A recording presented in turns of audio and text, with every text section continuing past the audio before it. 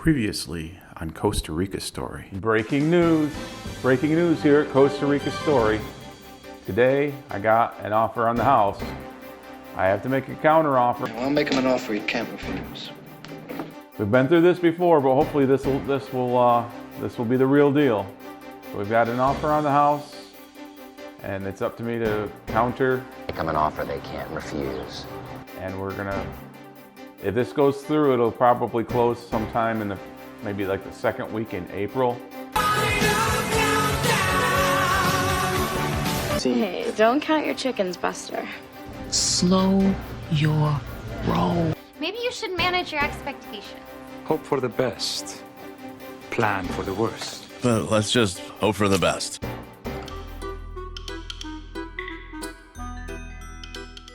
Hey there, and welcome to Costa Rica Story. This is your host, Loco Mono. Really don't care who you are. And this week, we've had some kind of developments with the sale of the house. Interesting. If you remember the last episode, we had an offer. Really? Do tell. I countered the offer. I renegotiate because you lowball me. There's been some negotiations going back and forth. Price is too high. Give me my money! I gave them an offer. Well, I'll make him an offer he can't refuse. I refuse. Respectfully. You work with me, I'll work with you. No, I refuse this. Give me my money. They gave me back an offer. That's my offer. That's a joke. Theirs was kind of a lowball offer. But that's as high as I'm gonna go. You are joking, right? Take it or leave it. They didn't accept the offer that they couldn't refuse. No way, Jose! There was some negotiation back and forth. I want my money! That is much too much money. No, just no. Give me my money! That is absolutely my final offer. So, where does that leave me? Oh, then you are up a creek. Okay, I'm gonna be the bigger man. I'll give you what you want. Where does it stand now? Why don't you tell us? And we did sign a contract. That's a good thing, right? That doesn't mean the house is sold yet. We can't count our chickens. Hey, don't count your chickens, Buster. We finally came to terms on a number. Do we have a deal? Absolutely. Home inspection's gonna be early March. In the spring. The closing date for the house Spring. is gonna be like first week in April. And then winter turns to spring. So that leaves me in that situation again. I kind of like that song. Should I stay or should I go? Should I stay or should I go? If I go, there will be trouble. If I go, there will be trouble. And if I stay, it will be double. If I stay, it will be double. So you got to let me know. Should I stay? Should I go? Pack your bags. Pack your bags. Pack your bags, kid! We are cleared for takeoff. Ready for takeoff. You are not going anywhere. You're going to stay here. You are not leaving this house. You are not leaving this tower! Ever! You are not going anywhere. All systems go. The light is green, Tiger One. Red light, red, red. Slow your roll. It's gonna happen. Yeah, it's a difficult situation to be in. I'm like getting myself all geared up to leave and take off for Costa Rica. That ain't gonna happen. At the same time, I'm pulling it back in, so I'm not disappointed. There are two qualities that are very important in the situation that I'm in. A great sense of humor. It takes patience. Patience. Patience. Patience. Patience. Patience. It takes patience. Hot work. And a sense of humor. Our number one, a sense of humor. I just said that. And the other thing is patience. Hurry up, hurry up, hurry up, hurry up! You just need to have a lot of patience.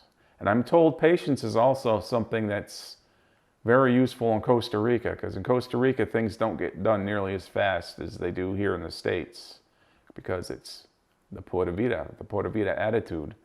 that people just kind of like, yeah, pura vida, man, pura vida. So I've learned a lot of patience, and I've leaned really hard on my sense of humor. You gotta do what you gotta do.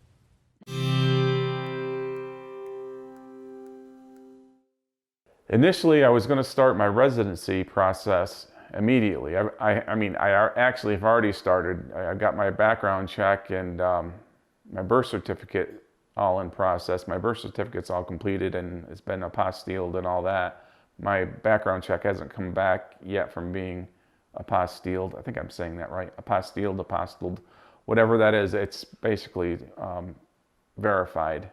Like the third verification or whatever they do. It's an international thing.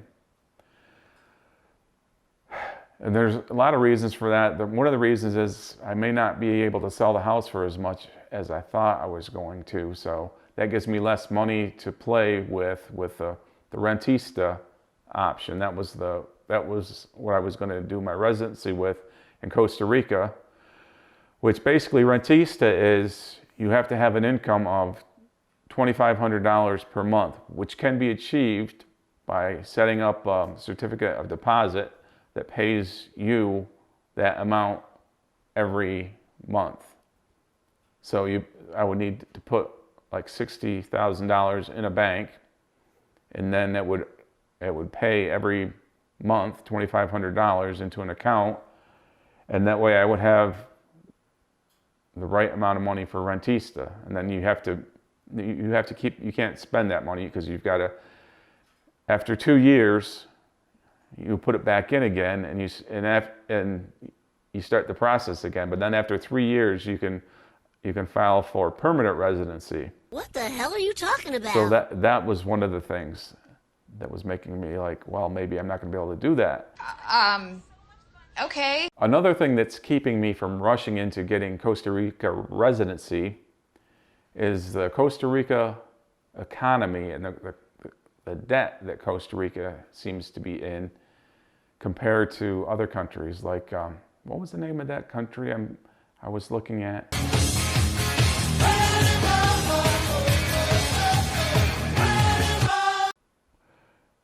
Another thing is I've noticed a lot more crime in Costa Rica than I kind of initially found.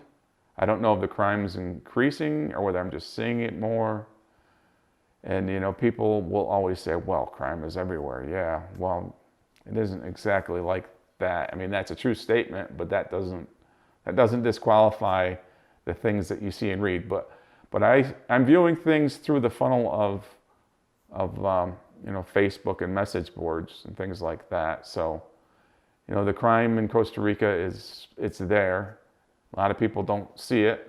Other people see it all over. I guess it depends who you talk to. Who would you believe? Who would you believe? I was looking at another country very close to Costa Rica that has a lot of things going for it. One of them is it's a lot cheaper to buy a car in this other country. Residency is much easier in this other country. This other country does have monkeys. And this other country, the path to citizenship is doable. And you can work there a lot. It's a lot easier to work in this other country. What country is it?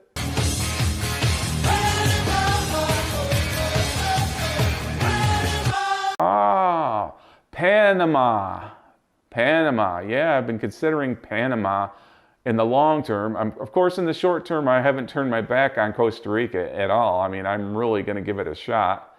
I am moving to Costa Rica. Costa Rica, it's beautiful. I have friends there. Because I am going to have to work. So it's going to be, I may be able to hit the ground running in Panama. The possibilities are endless here. There's two resources I'll link below that I found very helpful. And one was a man named Bob Adams, and he has a great understanding of all things Central America, like you know, the things going on in Panama and Costa Rica and in the whole region. He's a really smart guy. So he's got a YouTube channel, and I'll link that below. Interesting.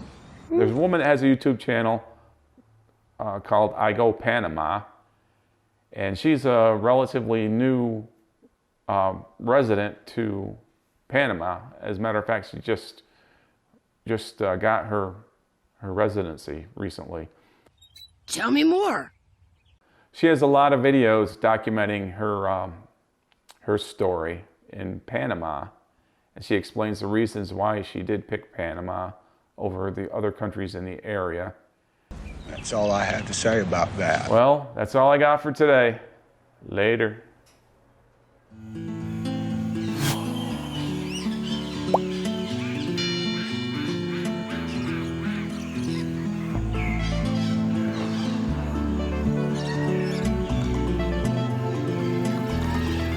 Yeah.